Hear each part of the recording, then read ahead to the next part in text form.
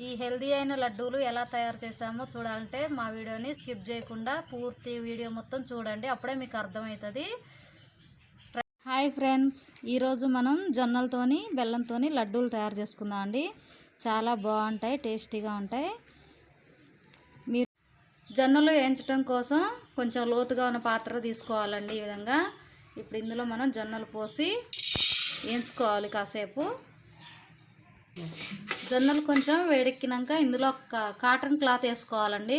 అలా అయితే మనకు అన్నీ పేలాల్లాగా వస్తాయి, అన్నీ వస్తాయి, చాలా బాగుంటుంది. క్లాత్ వేసినాక కొంచెం లో ఫ్లేమ్లో పెట్టుకొని ఇలా తిప్పుతూ ఉండాలండి. అలా అయితేనే మాడకుండా ఉంటుంది. కొంచెం వేడొచ్చింది కాండి, ఇక పేలాలు గట్రా స్టార్ట్ అయింది. ఇప్పుడు నిదానంగా తిప్పుతూ ఉండాలి.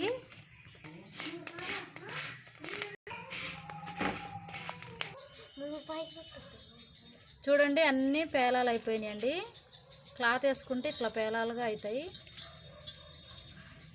మనం చల్లారి పెట్టుకున్నామండి. వీటిని పూర్తిగా చల్లారినాయండి. ఇప్పుడు మిక్సీ జార్లో వేసుకొని గ్రైండ్ చేసుకుందాం.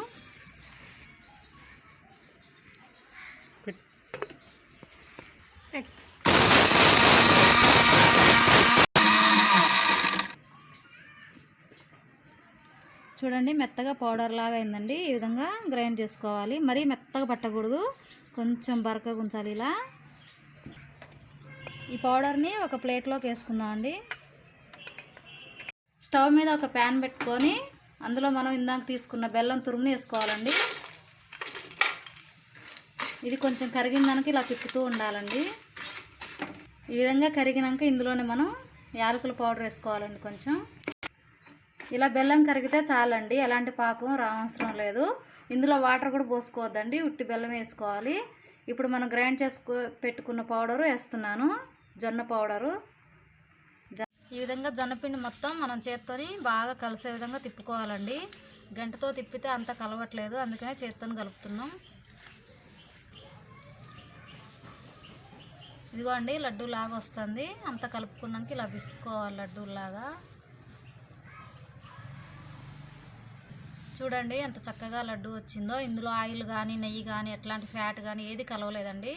చాలా ఆరోగ్యానికి మంచిదండి. చిన్న వాళ్ళ నుంచి పెద్దవాళ్ళ వరకు ఎవరైనా ఏ ఏజ్ వాళ్ళైనా తీసుకోవచ్చండి ఈ లడ్డూల్ని. చాలా బాగుంటుంది, హెల్త్కి కూడా చాలా మంచిదండి. ట్రై చేయండి మీరు కూడా.